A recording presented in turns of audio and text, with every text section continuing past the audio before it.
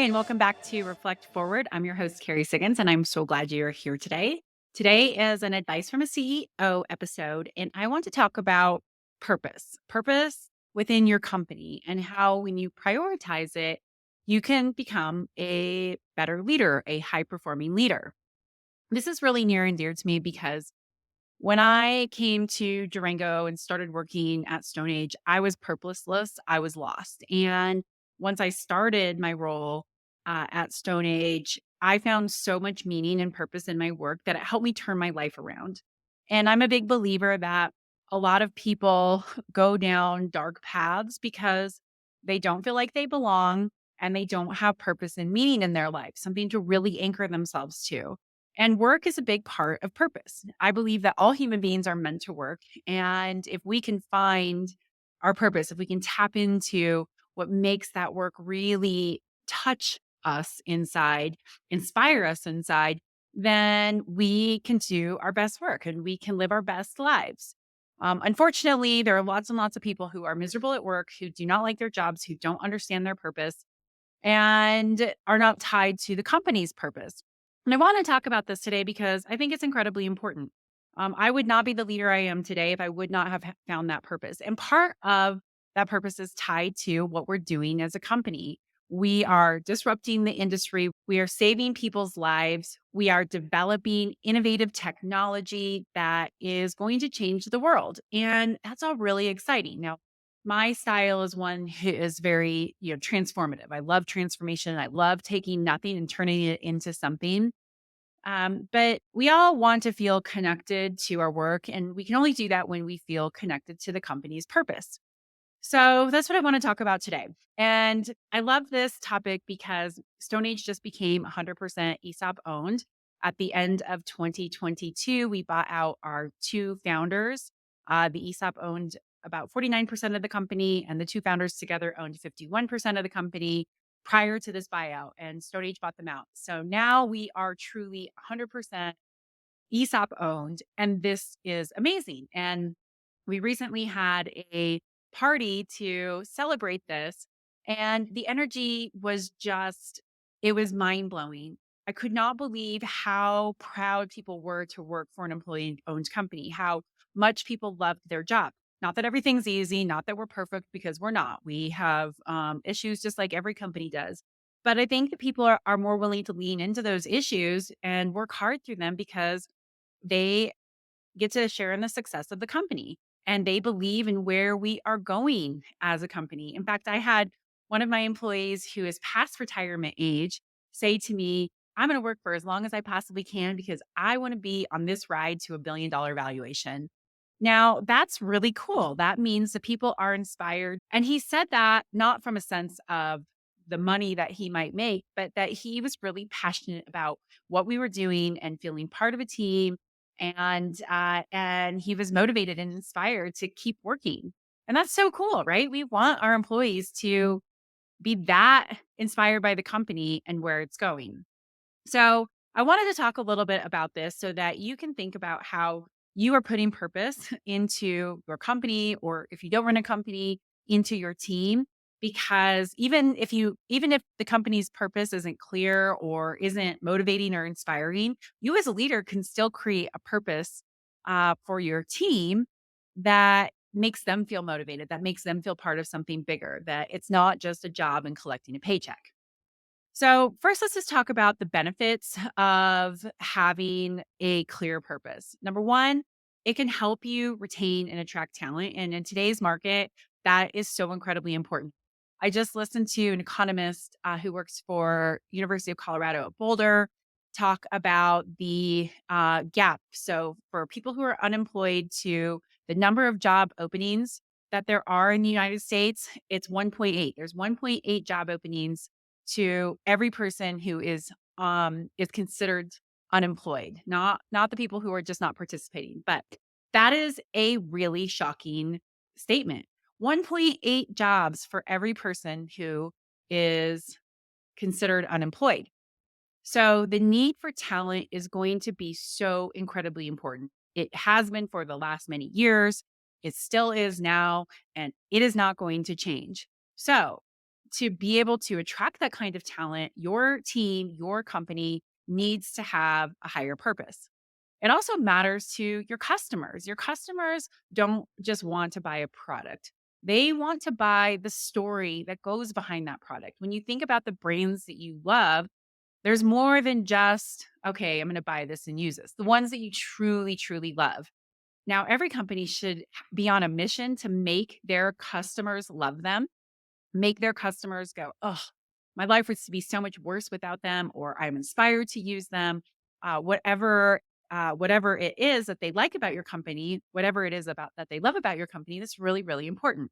So having a clear purpose also helps inspire customer loyalty. It can help you make strategic decisions that align with the company's values and goals and long term success. And it creates a positive social environment where people feel like they're making an impact, not just in their own lives or the lives of their teams, but in the broader society.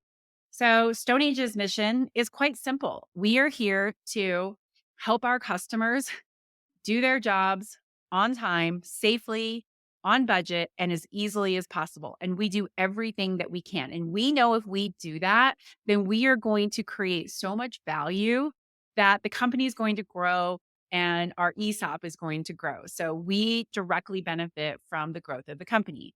And we do that when we inspire both our employees and our customers to say, why would I choose anybody but Stone Age? Now, this purpose is not something that is radical. It is not something that is maybe when one would even consider to be incredibly motivational just reading it on the surface. But our industry is incredibly dangerous. And we want our customers to go home to their families every single night safely, uninjured. We know that this work is really, really, really hard to do, and it's really important work.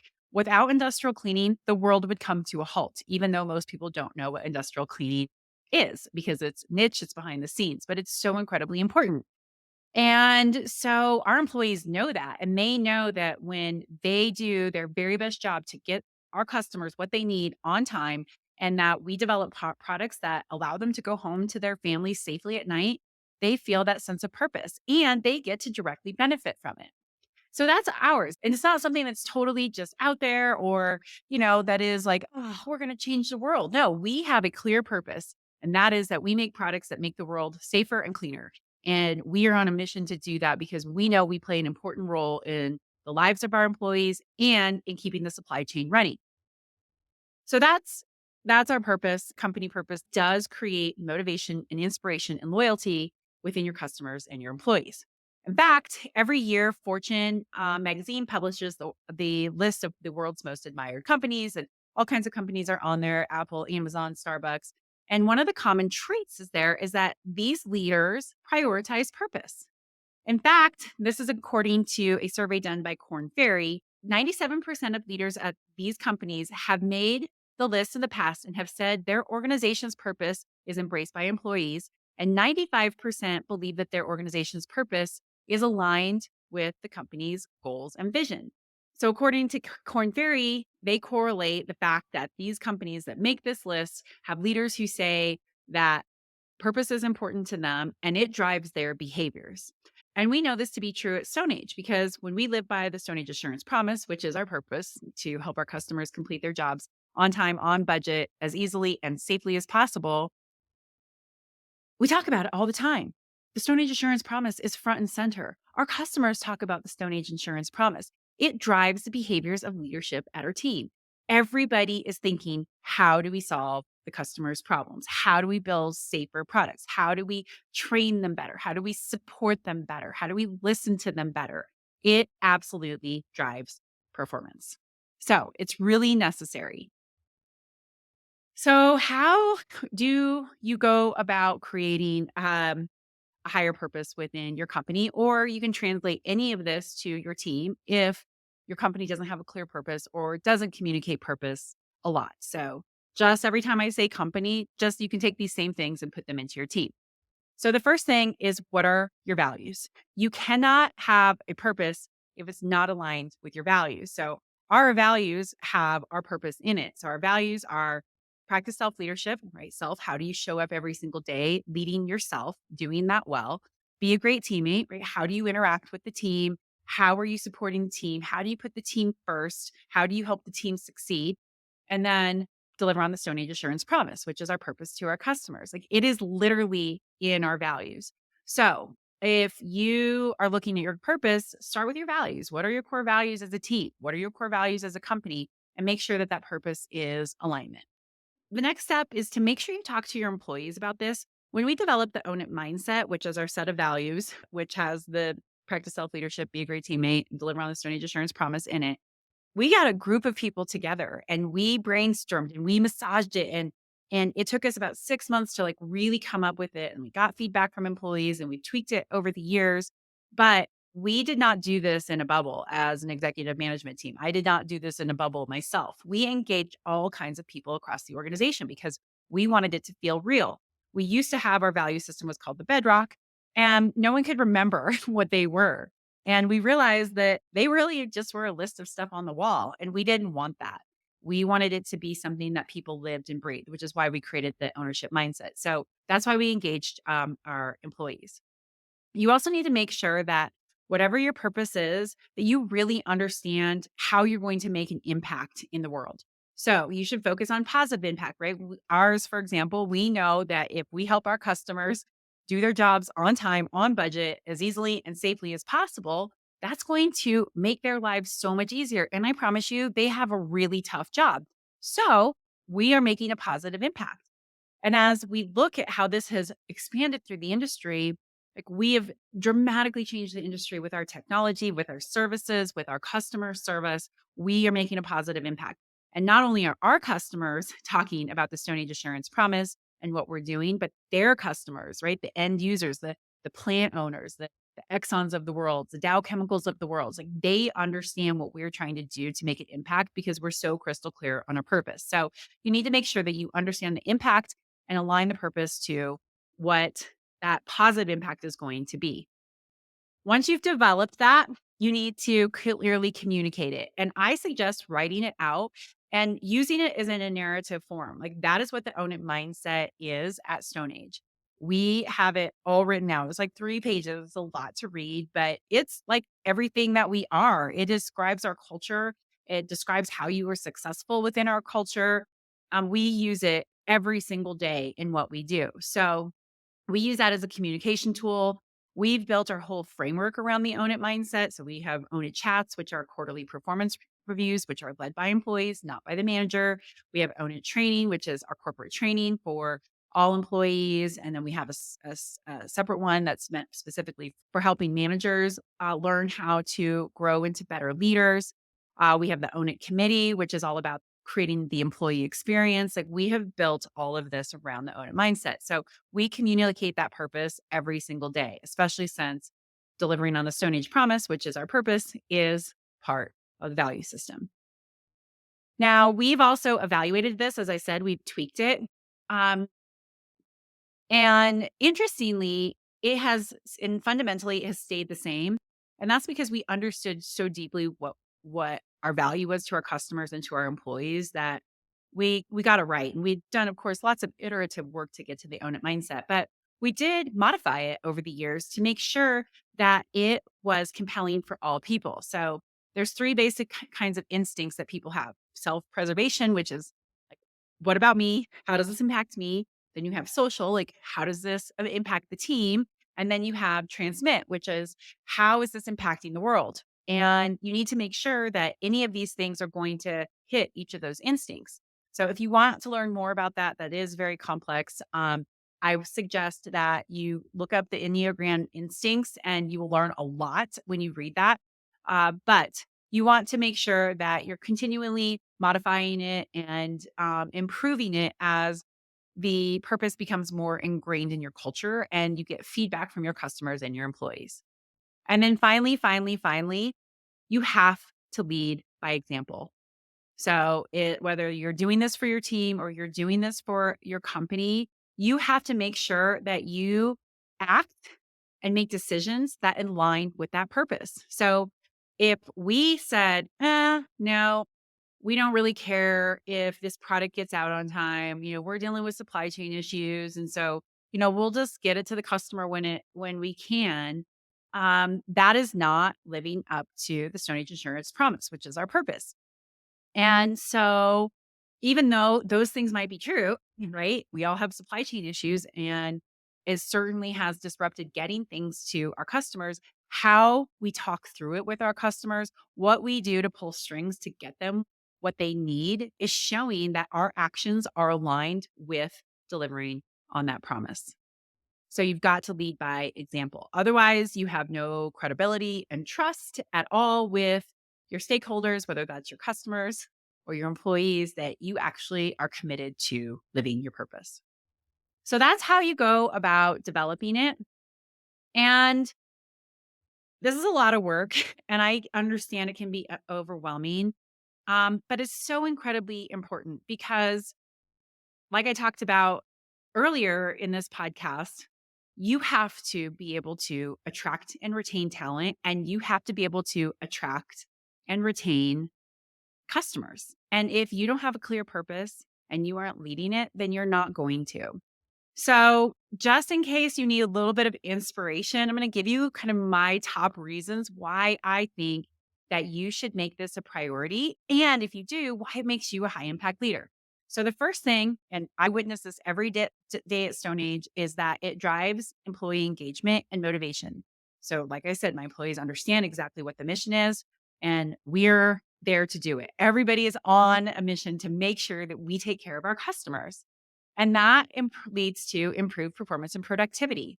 So, as a leader, that's the kind of team you want, right? You want your employees to show up and do their very best work, be their very best self. And so, aligning the work that they do with the purpose is one way to do it, and it will make you a better leader.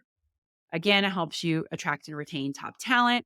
You need that to grow your team. None of us can do this alone, and none of us can do this with poor performers or even mediocre performers. So, if you want to be a high impact leader, make it a priority to develop your purpose so that you can get those types of employees and keep the types of employees that are going to help you grow your team and grow your company. Another one, of course, which we already talked about, is your customer loyalty, right? I love that when our customers come and visit us at Stone Age, they say, how can I get a job here? I would love to work here. I've never seen employees so engaged and so happy, right? Our customers love working with us. And it's because we live our purpose to them. We do make their lives easier and we try to have a little bit of fun while we do it. So, if you want to be a high impact leader, right, you need to be able to create a customer loyal base. So, that's another reason why this is important to you to become that high impact leader. I also think that purpose helps makes better decisions. And I don't know what high impact leader doesn't want to make good decisions. I know I do. And so, as you think through what your purpose is and the decisions that you have to be making every single day, it can be like that guiding light. And that will definitely it will show that you're committed to the purpose and driving to the purpose and improving the lives of your customers, employees, and help you make better decisions to do just that. And finally, and this is something that's near and dear to me because I'm at that transmit level, right? I want to change the world. I believe that purpose can help you create a positive social and environmental impact. And that is, at least at the CEO level, something that I think we all need to be looking at. What is our legacy? How are we making this world a better place from a social perspective, from an environmental perspective, from an employee happiness perspective, from a community perspective? And you want to make that kind of an impact. If you too are motivated by making that bigger impact, then having a clear purpose, changing the lives of your customers, employees will help you make the world a better place. So that is like the number one motivating thing for me. Okay, so now you understand how to create a purpose and why it's important to you as a leader, especially if you want to be a high impact leader to do it. What do you do next, right? You have to help your employees embrace it. So this is what we've done, right? We've communicated it clearly, right? We created the whole own it mindset. We woven it into our whole structure. We talk about it every single day. Our performance process has the own it mindset woven into it, and the Stone Age Assurance promise. Communicate, communicate, communicate. Help everybody understand what their purpose is of the company and how their job ties to it. You want to make it part of your culture, right? When we created the own it mindset, like that is literally our culture, the own it mindset. We have a culture of ownership, which is so incredibly powerful. And because our purpose, delivering on the Stone Age Assurance Promise, is written in as a value, it is our culture. And it's really hard to get employees to buy into it if it's not woven into your culture. Give employees the opportunity to engage in it. Like I talked about earlier, not just in the process of developing it, but talking about how you create a culture that embodies your purpose. Right. So that's great. You've communicated and all of that, but now you've got to get employee buy-in and people want to engage in the process. So, that's why we created the Own It Committee, which is our employee experience committee. And they are so focused on getting feedback from our employees, making sure everybody understands the own it mindset, getting getting feedback on what we need to change or if somebody doesn't understand something, trying to really create that experience and they can engage across the entire organization. And this is really important because people want to feel part of it, not just something that's up on a wall or that they're hammered with, right? This really matters. Another aspect that helps employees embrace your purpose is to weave it into their development skills. So that's why we do the Own It training. It is really designed to be able to help them live that values, whether it's self leadership, whether it's teamwork, or whether it's delivering on the Stone Age Assurance Promise.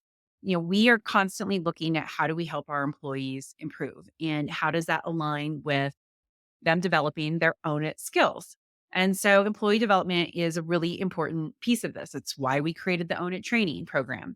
And so if you teach them new skills and help them gain new knowledge that helps them deliver on the purpose, understand the purpose, feel the purpose more deeply, then it will resonate with them more and they'll be more focused on making that impact.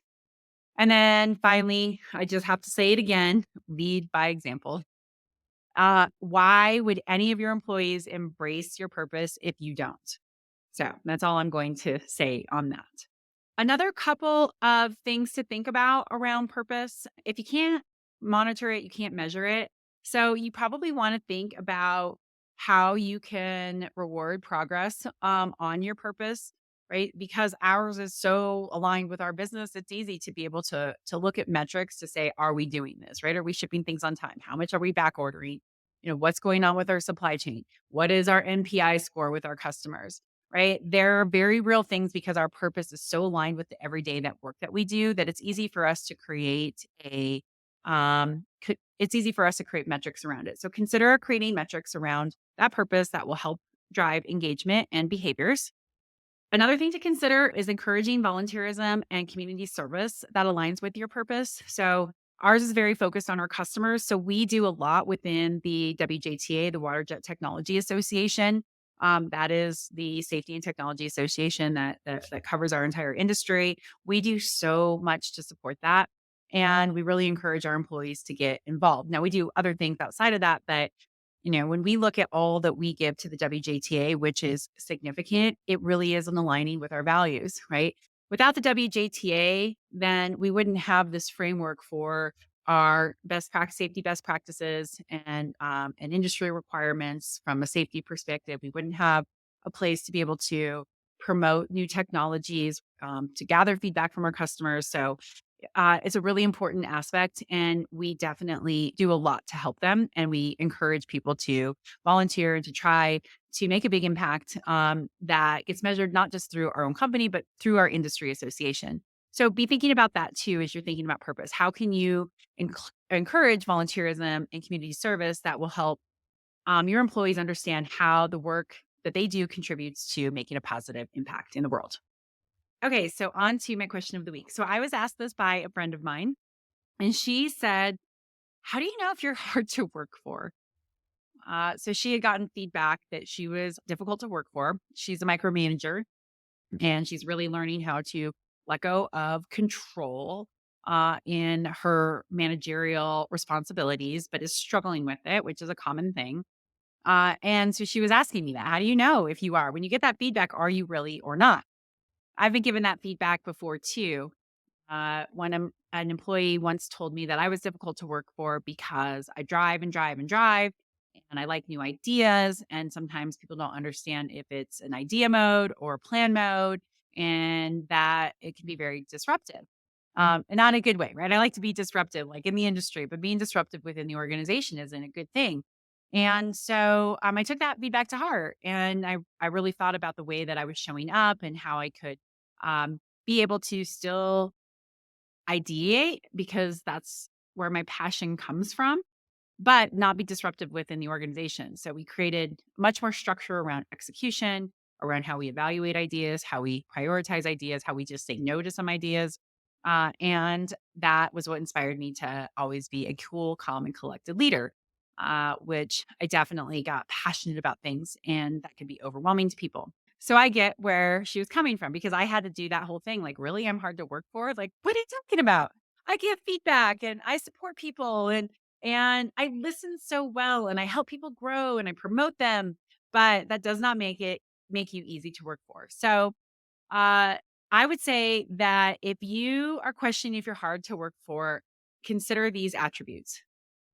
Do you set clear expectations? Because if you don't, if people don't really know what they're supposed to do and what success looks like, you're probably hard to work for.